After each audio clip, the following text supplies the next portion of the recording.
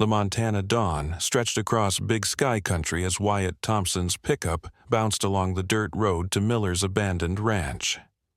At 42, the weathered Capataz had spent half his life managing cattle across these vast prairies, but something felt different this September morning. Mrs. Eleanor Hayes had called before sunrise. She'd heard cattle sounds from the empty Miller place. The family had moved to California 3 years ago after old Tom passed, leaving the ranch to decay under Montana's harsh elements. Wyatt parked near the weathered red barn, noting the peeling paint and boards that rattled in the mountain wind. The September air carried dying grass and something else, something that made his rancher's instincts prickle. "Hello there," he called out, voice carrying across the empty yard. Only wind through broken boards and a distant hawk's cry answered him. He approached the barn with practiced patience, boots crunching on scattered hay. The heavy doors hung partially open, and as he stepped into cool shadows, dust motes danced in morning sunlight. Then he heard it, a small human whimper. "Hello?" he called gently. "Someone in here?" In the far corner, behind an overturned feed trough, something moved. What Wyatt found made his breath catch.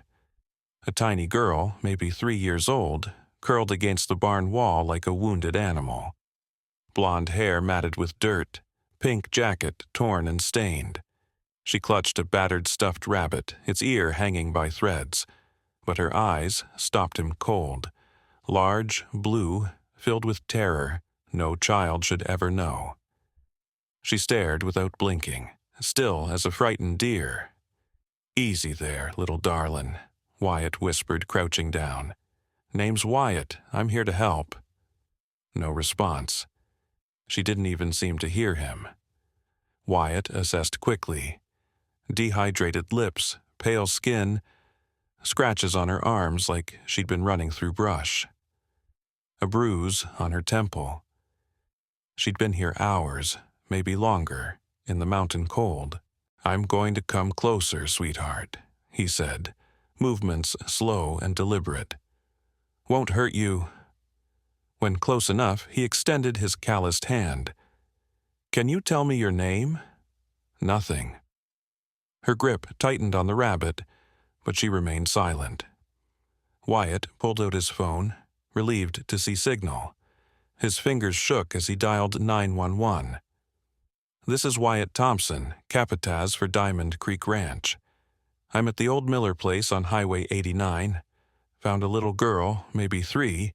She's in shock, needs medical attention." "Copy that. Emergency services en route.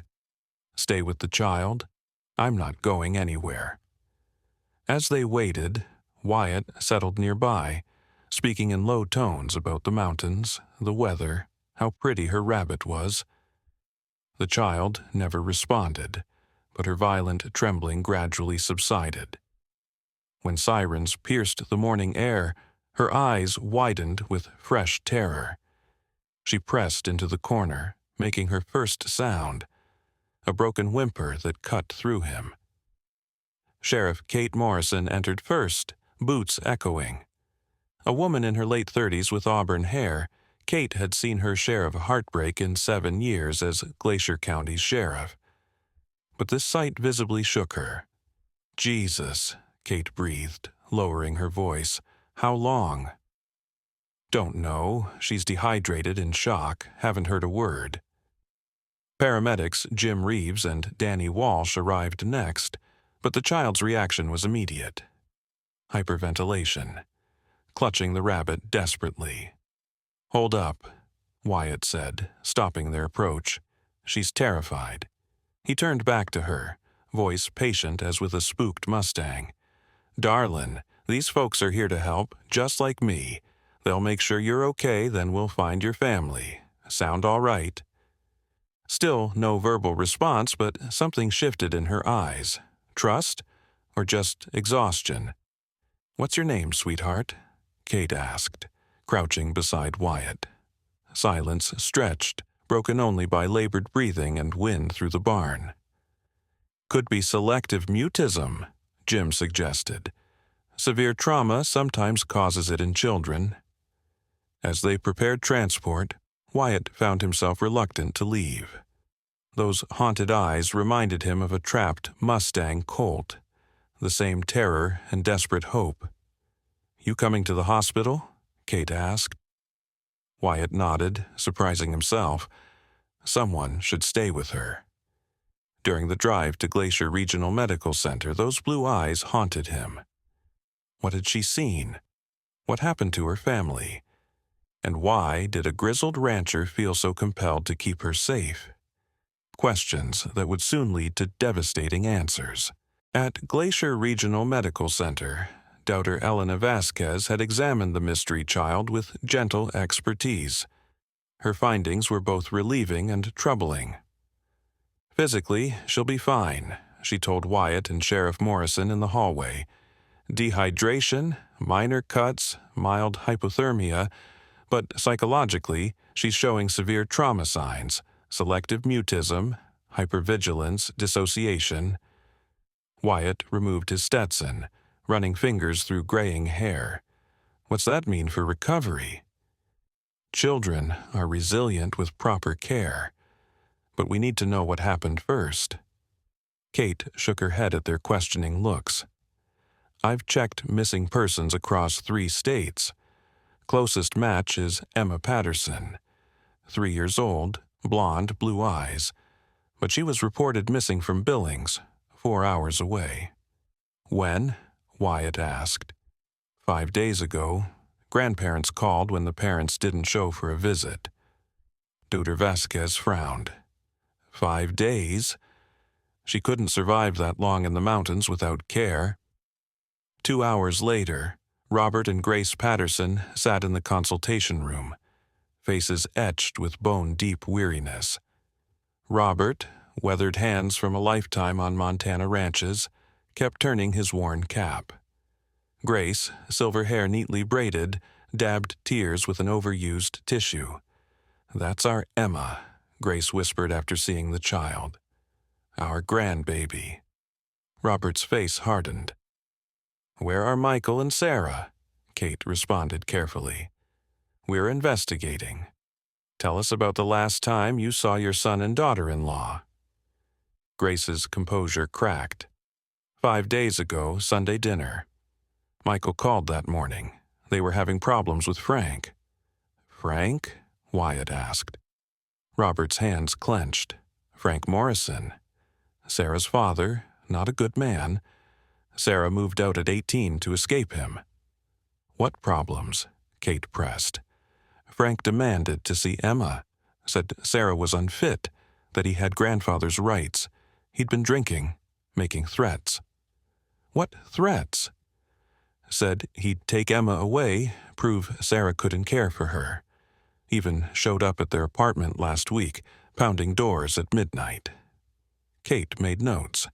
"Did they file a restraining order?" "Planning to Monday morning. But they never showed Sunday night, and when we couldn't reach them..." Grace sobbed. "We called police," Robert finished. "Billings PD said adults can change plans. Wouldn't act until Emma was missing 24 hours. Wyatt felt cold dread. "Where's Frank Morrison?" Kate reached for her radio.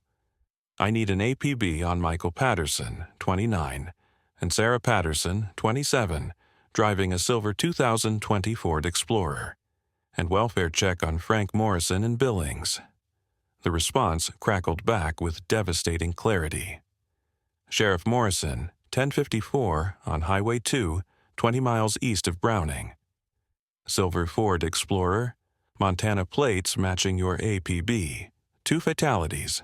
Vehicle went off-road during Sunday's blizzard." Silence, except for Grace's broken sobs. "No," Robert whispered. Wyatt closed his eyes. Emma was in that car. Kate nodded grimly. "Accident called in by snowplow at 3:15 a.m. Monday.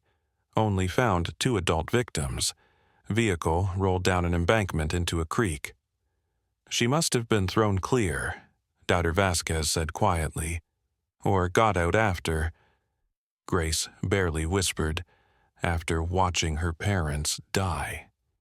A 3-year-old had witnessed her parents' fatal accident during a blizzard, then survived 5 days alone in Montana wilderness before finding that barn.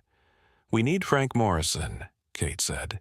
"If he was pursuing them—" "You think he was chasing them?" Robert asked hoarsely. "Possible they were fleeing. Sunday's blizzard was severe, whiteout conditions, icy roads."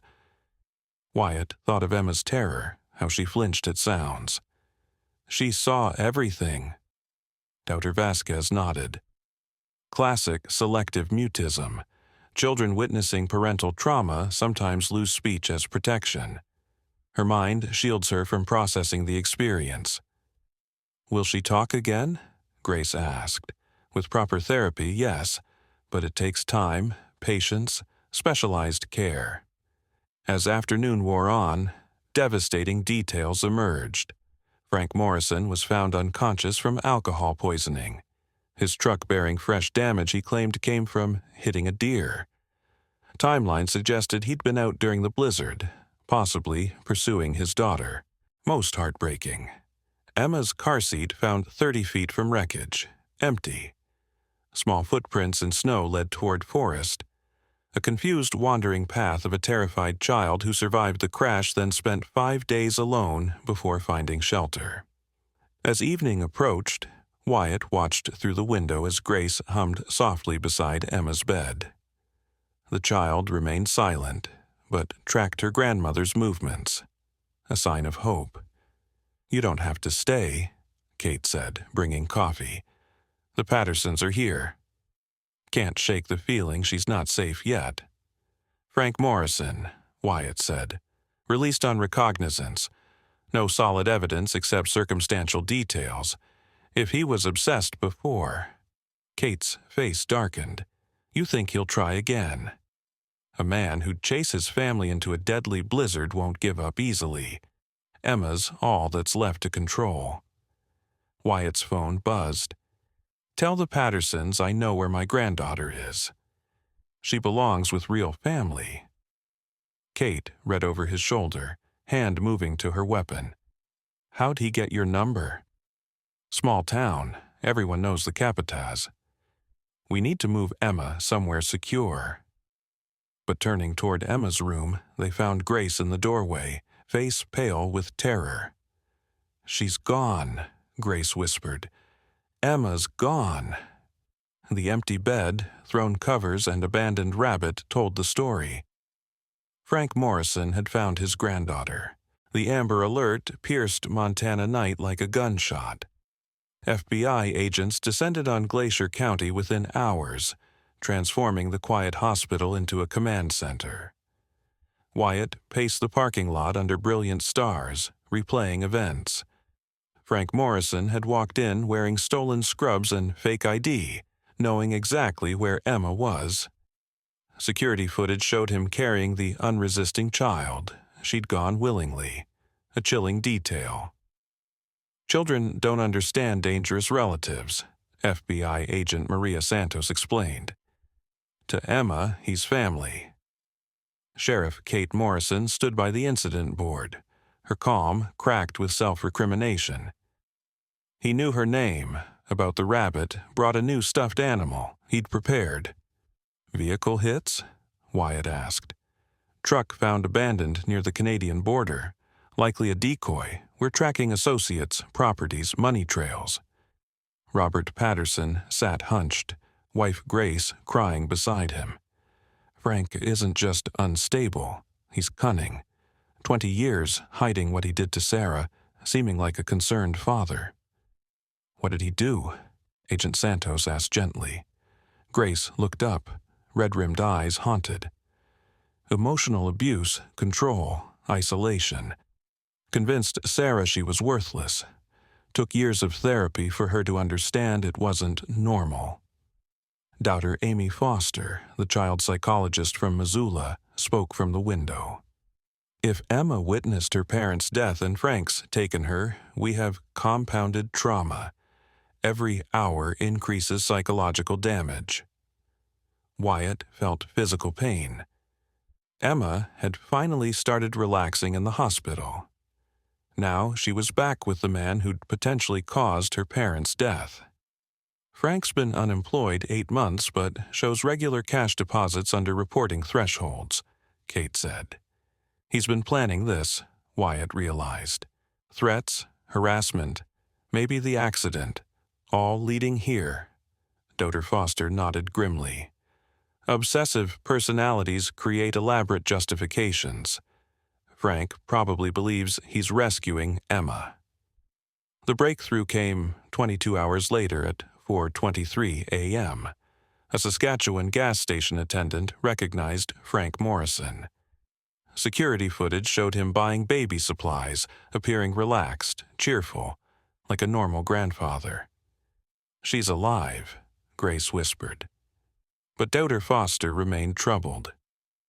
The longer she's with him, the more he'll establish himself as her new normal. Children's adaptability can work against them. The second break came from Wyatt himself.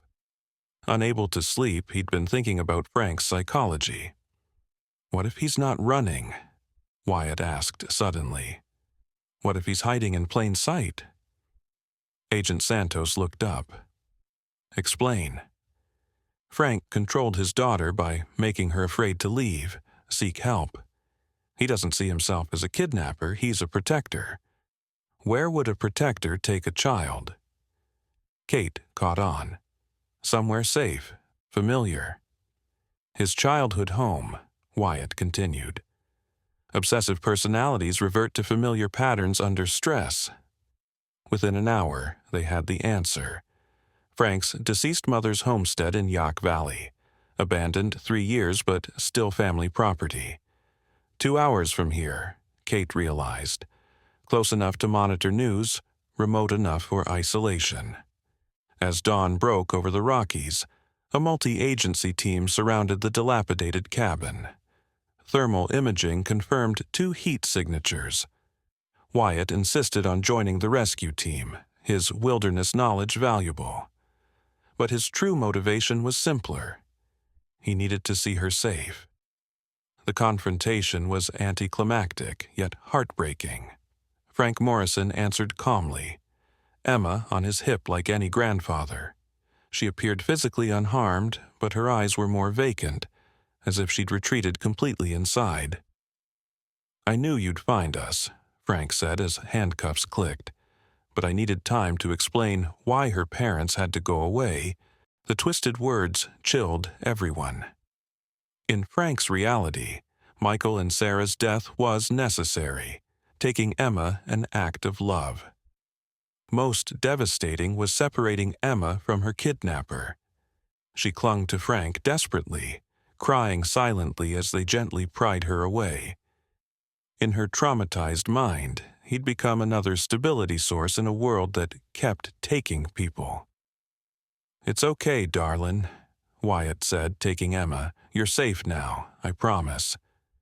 For a moment, Emma's vacant eyes focused on his face. Her small hand touched his cheek, and Wyatt's heart broke and healed simultaneously. The helicopter ride back was quiet. Emma curled in Wyatt's lap while Dr. Foster monitored her state. The child hadn't spoken since being found, but stopped fighting. Small progress. She needs extensive therapy, Dr. Foster told the Pattersons.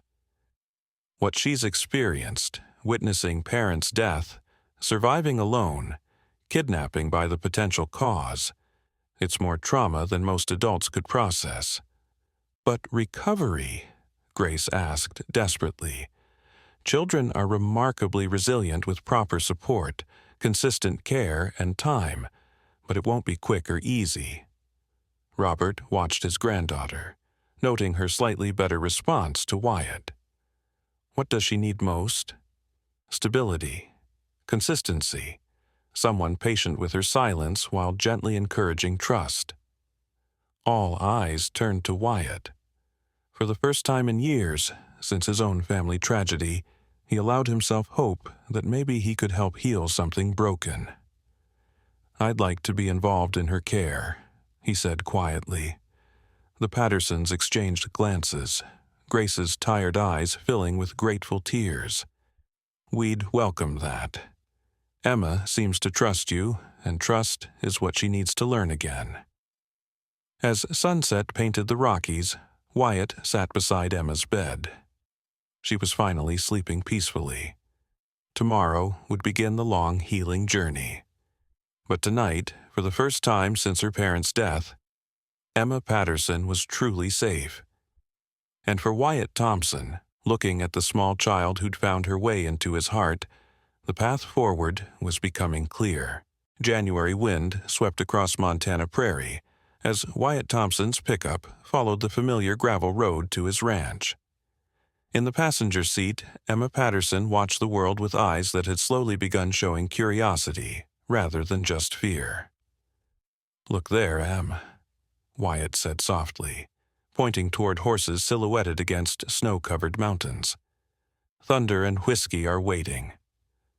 Emma didn't respond verbally. She still hadn't spoken. But Wyatt caught her slight lean toward the window. Doubter Amy Foster called these connection points, signs Emma's mind was gradually allowing the world back in.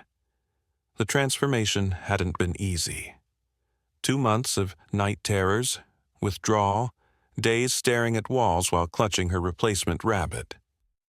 Grace and Robert Patterson struggled with grief while providing stability their granddaughter needed.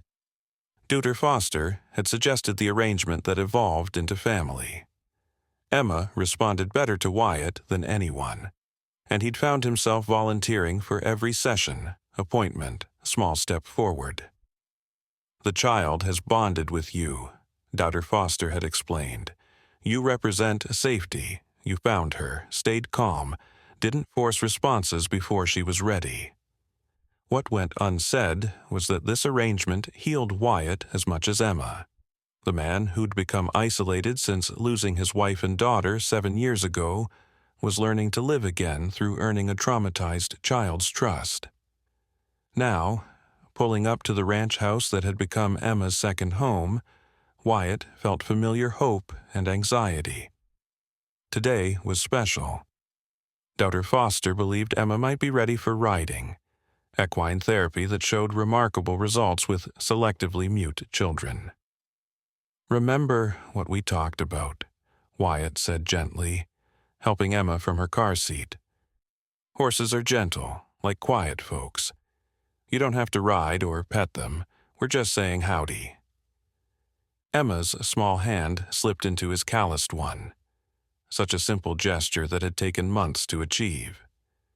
The first time she'd voluntarily taken his hand, Grace Patterson had cried with relief. Sheriff Kate Morrison waited by the corral fence, uniform traded for jeans and winter coat. Over months, she'd become unofficial aunt to Emma, patient with peekaboo games and quiet stories about friendly sheriffs helping lost children find home. "Hey there, little miss," Kate said softly. "Look who's here." Thunder, Wyatt's gentlest gelding, had wandered over as if sensing the moment's importance. The horse's large brown eyes regarded Emma with patient intelligence that made him perfect for therapy. Emma stopped when she spotted the horse, her grip tightening slightly, but instead of expected fear, her expression showed wonder. "He's something, isn't he?" Wyatt murmured. "Thunder's been around 15 years. He's helped lots of children who felt scared or sad."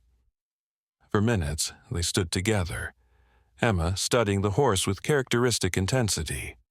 Wyatt had learned to read these silences, understanding the difference between withdrawal and thoughtful observation. Then, so quietly he almost missed it, Emma made a sound. Not a word, but soft humming. Her first voluntary vocalization since rescue. Kate's eyes widened. Wyatt's heart skipped. But both had learned not to overreact to breakthroughs. Understanding too much attention could cause retreat. "I think he likes your humming," Wyatt said conversationally. "Thunder's ears are moving, see? He's listening." As if responding, Thunder stepped closer, lowering his massive head to Emma's level. Her humming stopped, but she didn't pull away. Doubter Foster had warned progress wouldn't be linear, setbacks, silent days, trauma reasserting itself. But genuine healing looked exactly like this, a child slowly learning to trust the world again, one step at a time. "Perfect spot for hot chocolate," Wyatt said, settling on a hay bale. "Kate, those marshmallows Emma likes?" As they settled into impromptu winter picnic, Emma positioned herself between Wyatt and fence, close enough to watch thunder, but secure in protection. This, too, was progress. Months ago, she wouldn't tolerate being near such a large animal. The afternoon unfolded with peaceful rhythm that had become routine. No pressure to speak, no forced interactions, just simple presence of people who cared while she worked through healing at her own pace. As winter sun set behind the Rockies, painting sky orange and purple, Grace and Robert Patterson arrived for dinner. Another evolved tradition. Emma ran to her grandmother with slowly returned enthusiasm, though still soundless. "How was your day with horses?" Grace asked, settling Emma on her lap. Emma pointed toward the window where thunder was visible, then looked at Wyatt expectantly. "She hummed," Wyatt said quietly, knowing the Pattersons needed every small victory. Robert's eyes filled with tears, something happening more often as tough exterior gave way to grief and relief of a man who'd almost lost everything. "She's coming back to us," he whispered. During dinner, Wyatt's improved cooking supplemented by Grace's beef stew, conversation flowed around Emma without pressure. They'd learned she absorbed everything, processing interactions even when unable to respond. After dinner, their tradition, Wyatt reading gentle stories about animals and children finding home. Emma curled against his side, a stuffed rabbit tucked under one arm, listening with focused attention. Tonight's story was about a girl living with her grandfather on a ranch, learning to care for horses, and discovering that families could be built from love rather than blood. Wyatt had chosen it carefully, hoping it might resonate with Emma's new reality. As he read, Emma's breathing slowed, and by story's end, she was asleep against his shoulder. Grace watched from the doorway, expression soft with something like peace. "She's lucky to have you," Grace said quietly, as Wyatt transferred Emma to the guest bedroom that had become hers. "I think I'm the lucky one," Wyatt replied, adjusting blankets and placing her rabbit within reach. "She's teaching me that broken things can heal, given time and patience." As the Pattersons drove away into Montana night, Wyatt stood in Emma's doorway longer. Tomorrow would bring another day of careful progress, another step in the long healing journey.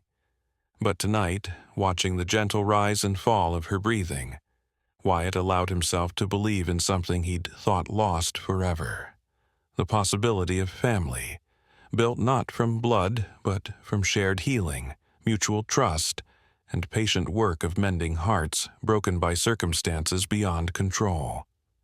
Emma Patterson might never speak about what she'd witnessed during that blizzard. She might always carry some trauma that had stolen her voice and shattered her childhood.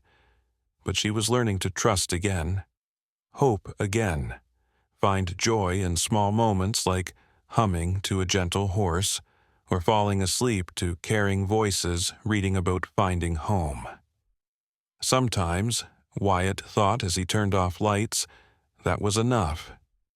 Sometimes healing looked exactly like this. A little girl sleeping peacefully in a safe bed, surrounded by people who loved her enough to let her heal at her own pace, in her own time. Outside, thunder whinnied softly in winter air, and Wyatt smiled, knowing tomorrow would bring new possibilities for connection, new chances for broken pieces to slowly fit back together into something whole. The road to healing was long, but they were walking it together now, across vast Montana landscape, under endless big sky, building something stronger than blood, a family forged in patience, hope, and love.